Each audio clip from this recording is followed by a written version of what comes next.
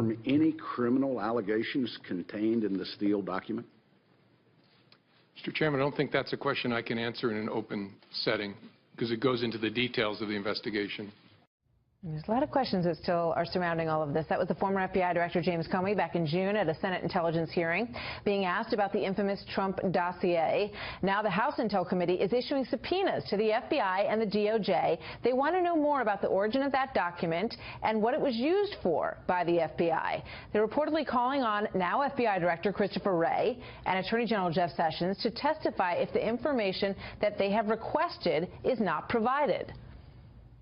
Here now, one of the people leading that investigation, Congressman Trey Gowdy, the House Intelligence Committee. Good to have you here this evening, Congressman. Thank you. So they want to see, they want to know, you want to know, and the American people want to know, if this dossier, which was later discredited or couldn't be substantiated at the very least, was used as the leverage to unmask people in the Trump campaign, correct? Well, was it used to initiate either a law enforcement or counterintelligence investigation? Was that the evidentiary basis that the Bureau used to launch either a criminal probe or a counterintelligence probe? And it's fine if it were, if it weren't, as long as you let me know how you vetted the information in the dossier. So I need the Bureau and DOJ to say either we relied upon it or we did not rely upon it. And if we did rely upon it, this is how we vetted the information before we used it. I mean, that's pretty significant. You know, you want to understand that if this dossier, and also the generation of that dossier, what did they know about the generation of that and who was essentially commissioning, who was asking for that dossier, right? Who commissioned it is important. What's most important to me, I mean, if a friend is capable of telling a lie and an enemy is capable of telling the truth. Who commissioned it is important, but I'm much more interested in whether or not the underlying data was accurate. And the only way to know whether it's accurate is for the Bureau to investigate the sources and the sub-sources. And then I would think everyone would want to know, did our premier law enforcement agency, the FBI, rely on this document to initiate a criminal probe or in court filings and representations before a court? That is an eminently legitimate question, and I really don't know why it's taken the department this long to answer. And so Jeff Sessions is now the Attorney General in charge of the DOJ, and he's having trouble getting the answers to this information? I'd be shocked if it's made it up to General Sessions level yet, but I bet it will shortly, because next week is coming, and that's when House Intel Committee wants either, what we want are the documents. We don't want the drama, but if you're not going to produce the documents, you need to come in person and explain to us why the entity that created the FBI is not entitled to provide oversight over the FBI. Yeah, and in terms of James Comey, Senator Graham has said that he has to come back. There are things he needs to clarify. What are those? Well, there is evidence. There's a basis for which to question Director Comey on whether or not he reached a conclusion with respect to Hillary Clinton before he interviewed all the witnesses. There is more than an evidentiary basis that he reached the conclusion before he interviewed her.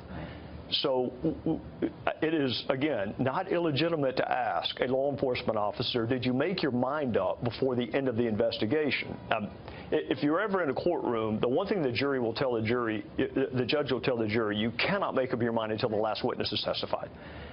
And the reason for that is the last witness may tell you all the information you need to know. So how you can reach a conclusion before you've interviewed all the witnesses is befuddling, and if that were done, or if it weren't done, Comey deserves a chance to explain it, but Senator Graham deserves a chance to ask the question. Congressman Trey Gowdy, thank you. Yes, always good to have your update on this. Good to see you, sir. Yes, ma'am. Thank you.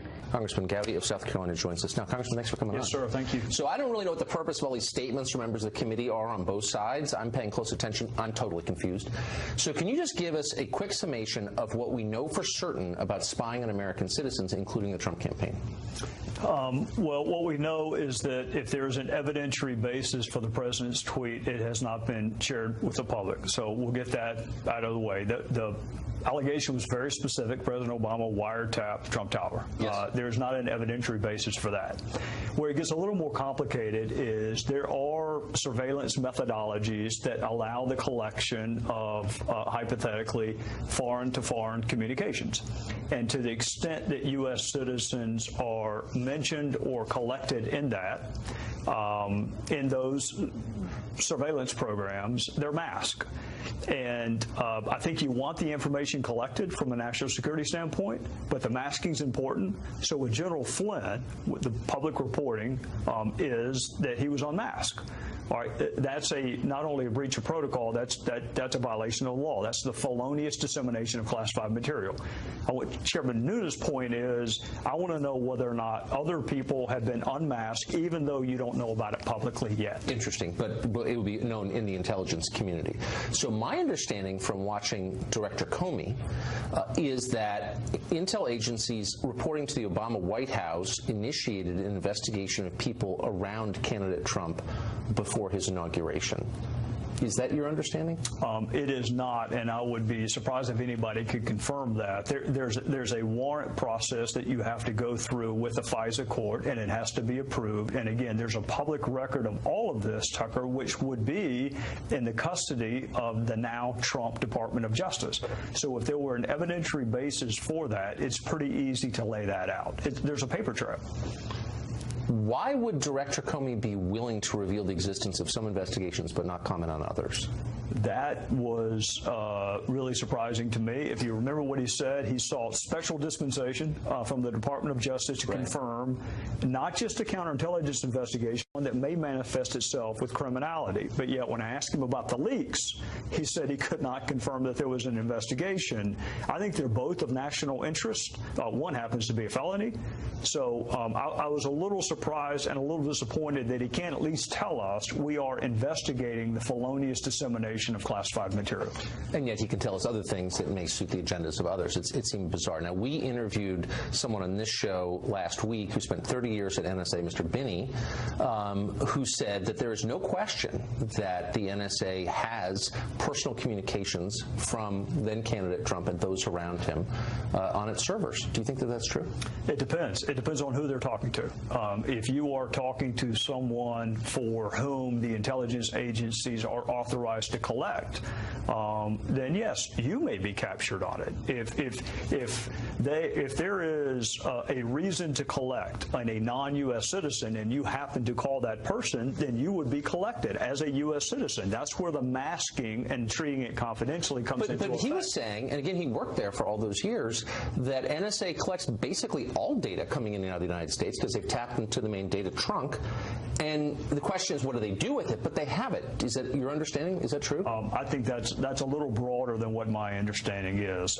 You would have to get a warrant. If you're talking about U.S. citizen, you have to get a warrant, application, FISA court. If you're talking foreign to foreign, it's a separate analysis. If you're talking U.S. to foreign, it's still a separate analysis and one that would require going to the FISA court. So my last question, you sit on the committee that oversees our intelligence agencies. Are you satisfied that if you request a specific accounting of something that you're going to get it, you're going to get a straightforward answer and get the entire answer? I don't know that I would, Tucker, and I'm not dodging your question. There's something called the Gang of Eight. They are entitled to information that even HPSI members are not. Members of the committee would receive that information, you think? Speaker of the House, the minority leader, ranking member, and the chairman of HPSI are four in the Gang of Eight. If you're just a HPSI member like I am. I get it, but you think they can get whatever they want and they can get the full story and the intel agencies will give it to them and feel the obligation to give it to them? They should, and I'll only caveat it by saying should, because when one source has the information, the other's requesting it, you never know what you're not Well, you given, never do know that, and that's the concern for ordinary voters like me. Yes, sir. Congressman, thanks for coming on. I appreciate it. Thank you. Trey Gowdy of South Carolina will be at the hearing, of course, and he joins us now. Mr. Gowdy, thanks a lot for coming on. Yes, sir. Thank you. So it does seem, in light of the foreign policy developments of the past month or so, where the United States has assumed a hostile posture toward Russia, that most people have kind of decided, you know, how would Trump be doing the bidding of Vladimir Putin when he and Putin are so at odds? So why, given that, is this going forward? Well, I think some of the folks initially who thought that that was the motive behind, you have to accept as accurate that Donald Trump colluded and coordinated with the Russians, Right. and that they had a motive to help him. So all of those assumptions had to be made before you can then say, but he's taking a more belligerent stance towards Russia, therefore that must not be true. I start at ground zero. What happened in 2016, whether it was Russia or another foreign actor, did they try to interfere with our election? What was our response in 2016? Not 2 months ago, 2016. What did we know? What did we do about it? The felonious dissemination of classified material, to me, is always relevant. Whether it's in the headlines or not, is always important, and the issue of unmasking is important. But it does seem like, look, in a world where there's only so much time and so many priorities, in a Congress where, we didn't get a wall passed, Obamacare has not been repealed or replaced, where there are a lot of priorities that the president ran on remain unfulfilled, for the Republicans in the body to pursue it as basically a fever dream from CNN seems a little weird. Well, there are 6 of us, 3 Rs and 3 Ds, that kind of been assigned to the task force, and we're all on House Intel. So we do have broad jurisdiction, but it doesn't include the border wall, it doesn't include health care, it doesn't include tax reform. We're just intelligence. So whether it's North Korea, whether it's human trafficking in South America, right. It's what we're supposed to do, and providing oversight over the intelligence community is part of it. So the Intel Committee has a robust jurisdiction, but this is part of it. No other committees of Congress, to my knowledge, are holding hearings, not on the House side. And quite frankly, Tucker, we have time. Those of us that are on Intel, we can't talk about we can't talk about North Korea. We can't talk about other things that we are investigating. This is one of those rare exceptions where we can both do it and then ultimately answer people's questions at the end. So unless I'm missing something, the only crime that we're pretty certain occurred in the U.S. was the leaking of Michael Flynn's conversations with the Russian ambassador. Is that part of the investigation? I would say the hacking of the DNC would also constitute a criminal act. So, and the FBI would have jurisdiction over both of those. But I don't think Congress is well equipped to investigate crime. In fact, I know we're not. So the constitutional injury or things that are of significant public interest, there is a role for Congress to play. We're dreadful at investigating crime, and we should not attempt to do so. Which is why you don't hear me alleging that people committed crimes. There is a constitutional It hasn't stopped some of your colleagues, I notice. It doesn't, and that disappoints me because I think you ought to wait until all of the evidence is in and then ask the jury to draw whatever conclusion you want. But we only have one reputation, and it is so easy to accuse someone of a criminal act. And we do it, unfortunately, in modern-day culture a lot. It's just unfair to the individual, no matter who's doing it. I totally agree. Are you confident that Director Comey is stable and trustworthy? I am. I have a rich and provocative history with Director Comey, dating back to 2016.